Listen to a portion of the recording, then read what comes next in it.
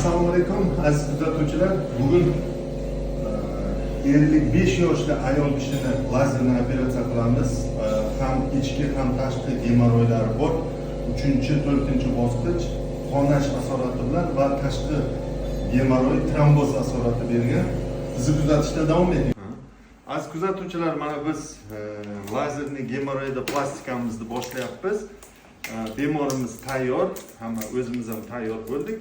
Hozir umuman og'riqsiz tarzda bemorimizga gemoroylarni lazer bilan bartaraf qilib beramiz. Bizni kuzatishda davom eting. Yaxshimisiz opa? Kayfiyat yaxshimi? Yashang, молодец. Aziz kuzatuvchilar, mana aralash turdagi gemoroy 3-4 bosqichda tashxisi bilan oldik. Bemorimizni lazerni operatsiyani biz yaxshi muvaffaqiyatli tugatdik. Juda samarali kechdi.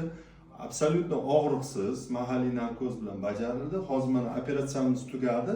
Operatsiyadan keyin bemorimiz mana bemalol o'zlari turib, o'zlari bemalol harakatlana oladi. Bu kishi uzoqdan bo'lganligi uchun o'zini xohishiga binoan, talabiga binoan bugun bir kunga qoldilar. Ertaga biz o'sha perevyaskasini qilib berib, bemalol uyga javob bersak bo'ladi. Qanday opa, kayfiyat qalay? Avvalambor assalomu alaykum hurmatli yurtdoshlar, vatandoshlar. Allohga shukr, men bir dard bergan ekan. Men ukajonim qo'li yengil bo'lsin. Shifokorimizga katta ming rahmat aytaman. Shu darddan meni xolis etdi. Hech narsa sezmadim. Rahmat. Qo'li yengil bo'lsin. Hamisha kimnidir bezovta qilsa shu kasallik, men shu o'tam polvonga kelishlaringizni so'rayman. Doktorimizga kattadan katta rahmat, minnatdorchilik bildiraman. Qo'rqinchli emas ekanmi? Yo'q, hech narsa sezmadim ham, bilmadim ham, yotdim.